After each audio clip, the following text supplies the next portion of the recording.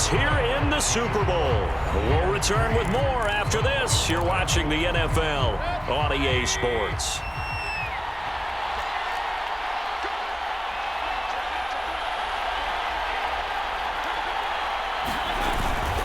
On third down, it's Nick Chubb. And he'll be taken down, but not before he works it past the 50. Now the Browns will use the first of their 3 timeouts as they get it with under a minute to go now in the football game.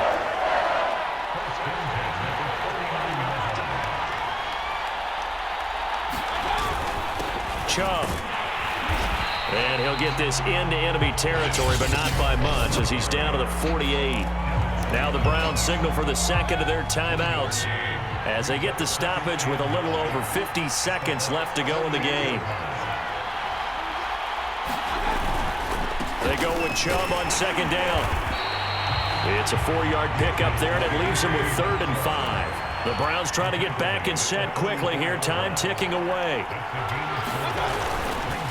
On the carry, it's Chubb. And he's going to have the first down at about the 38. Trying to hurry to the line on the very outskirts of field goal range.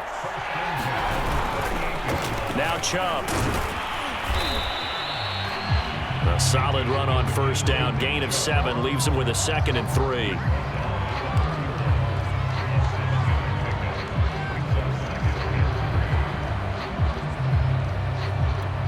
And we will get a timeout with 2 ticks left. McLaughlin now for the Browns field goal. And we will get a timeout with 2 ticks left. McLaughlin now for the Browns field goal. With 2 seconds left in regulation, this to force overtime. And the kick is good, so they avoid the shutout. But still a tough one to swallow here. They only post 3 points. And this game is overtime in a playoff game. Awesome setup. Remember, the rules the same as they would be in the regular season. That's exactly right, Brandon. Remember, the receiving team, if they score a touchdown, game is over. But if they kick a field goal or don't score, the other team gets a chance to get the football. They get a possession. If they go down and score, they win the football game at that point. If both teams kick field goals, we keep playing. If a defense scores, let's say the receiving team gets the ball, doesn't score, or they throw a pick 6 or fumble, gets picked up, the defense scores, game over. But here's the best part. In a regular season, only 1 period is played. We could call it a tie. Here, we're going to play until we have a winner. The Browns drive about to get started.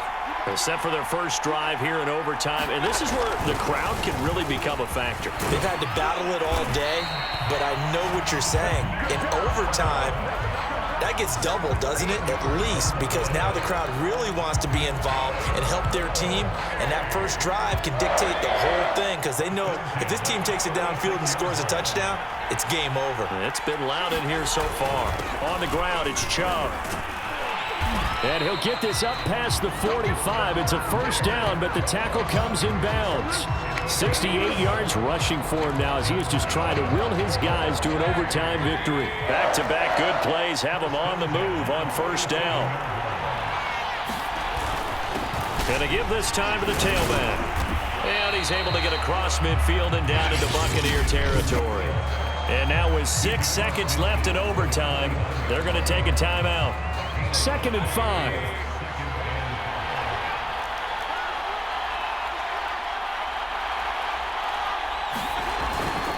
Now a handoff here to his running back. And he'll go down shy of the 40 at the 41. And with just 2 seconds remaining, the timeout is called here in OT.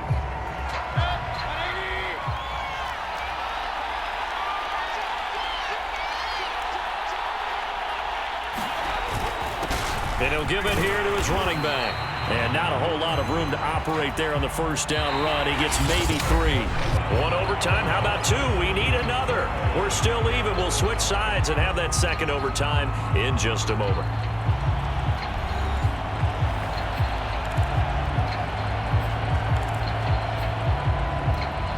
The last run got 3. Now here's 2nd and 7.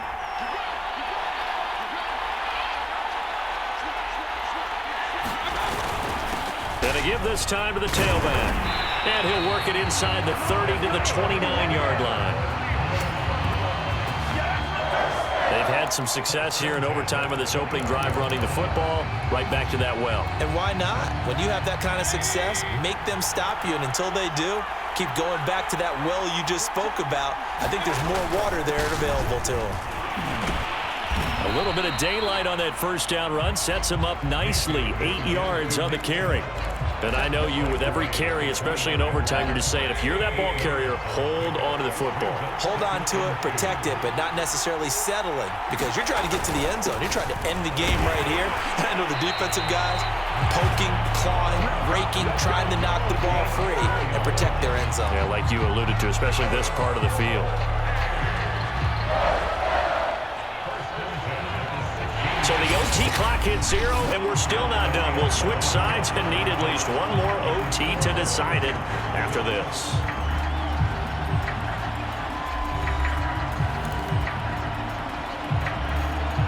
They had to settle for 3 last drive, hoping this second go-around ends in 6. In good position, 1st and 10. Handoff comes to Chubb. And for one of the first times tonight, he's going to be held up at the line of scrimmage. Levante David in on the tackle. As usual, the hallmark of a good run defense, linebackers making plays near the line of scrimmage. Absolutely nowhere to run there. A give. This is Chubb. And he was able to shed 1 tackle but could not get away from there. 5 yards. Now it's 3rd and 5. Frustrating for a defense, energizing for an offense. Finding a way to create that type of yardage in your running game, that'll make the guys carrying the ball very, very happy. And boy, he is very close to a first down, but from where they're spotting that football, he's going to be a foot or so short. It's a 5-yard pickup, but spotted a few chain links short of the first, so a little bit of decision time here coming up on 4th down. And now with 6 seconds left in overtime, they're going to take a timeout.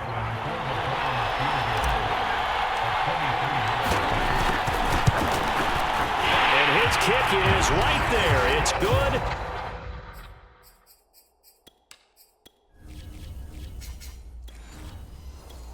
And they will take the lead here in this battle of field goals. It's 6-3.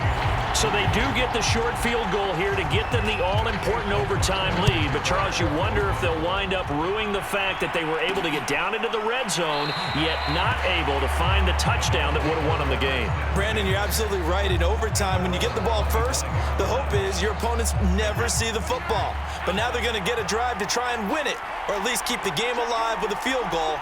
And I'm getting a dictionary out to look up ruin. They'll start out on the ground. It's Leonard Fournette. And up to the 35 before they're able to knock him down.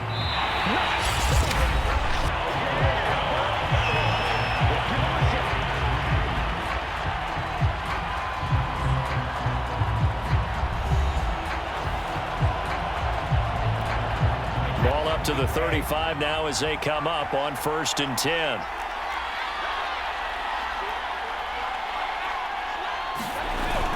Now Leonard Fournette. And he's going to take this ahead for right around 3 yards, but no more than that. 2nd down. 2nd and 6. No, scratch that. 2nd and 7.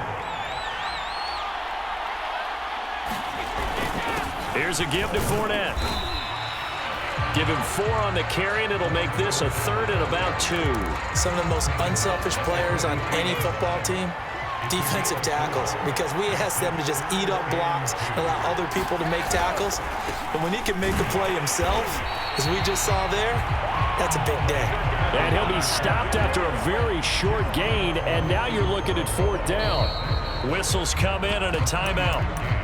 Just 8 seconds left in OT. You know, we might start getting some props here in the booth. You know, that one that says the D and then the fence that you put up next to it? How about that? They brought out the jumbo package and still couldn't move them off the line of scrimmage enough to pick up that first down. Impressive. They were ready defensively for that jumbo set.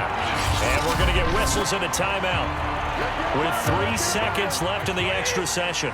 The 4th down run successful. Now they look to pay it off on 1st down. On the run, it's Fournette. And he's going to take this across the 50 into Browns territory.